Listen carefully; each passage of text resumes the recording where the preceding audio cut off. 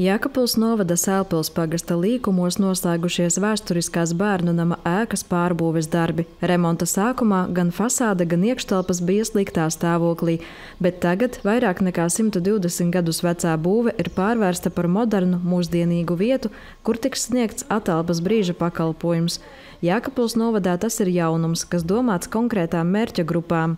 Atelpas brīža pakalpojums ir domāts ģimenēm, kuri audzina bērnus ar invaliditāti, ar funkcionāliem traucējumiem, kā arī pieaugušiem ar garīga rakstura traucējumiem ar pirmas un otras grupas invaliditāti. Mēs sniedzam klientiem diennakts izmitināšanu un uzraudzību, arī aprūpi, ēdināšanu, saturīga brīva laika pavadīšanu, pastaigas svaigā gaisā, un arī pēc nepieciešamības mēs piesaistām arī speciālistus.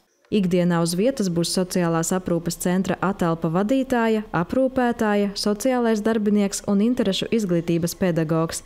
Ēdināšana klientiem tiks nodrošināta ēdienu piegādājot. Katram klientam atelpas brīža pakalpojums būs pieejams līdz 30 dienām gadā.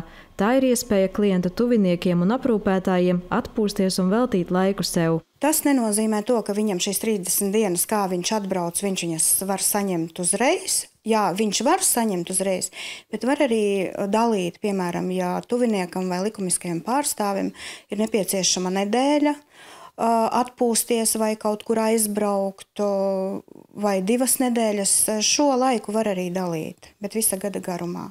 Pakalpojums klientiem būs bez maksas, bet, lai to varētu saņemt, vispirms nepieciešams pieteikties un iesniegt dokumentus. Bērniem būs no ģimenes ārsta izziņa par viņu veselības stāvokli un esošajām kontraindikācijām vai neesošajām.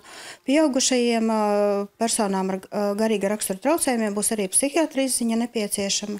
Un tad arī pēc sociālā darbinieka ieskata viņiem būs jāpievieno arī vēl papildus iespējams kādi dokumenti, kas būs par pamatu lēmumu pieņemšanai un šī pakalpojuma piešķiršanai.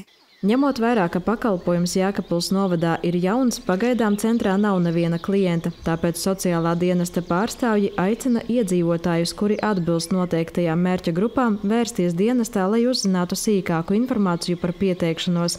Sīkāka informācija pieejama arī portālā Jēkabpils laiks. Sandra Paigļkalne, Kaspars Daņeļevičs, Vidusdaugavas televīzija.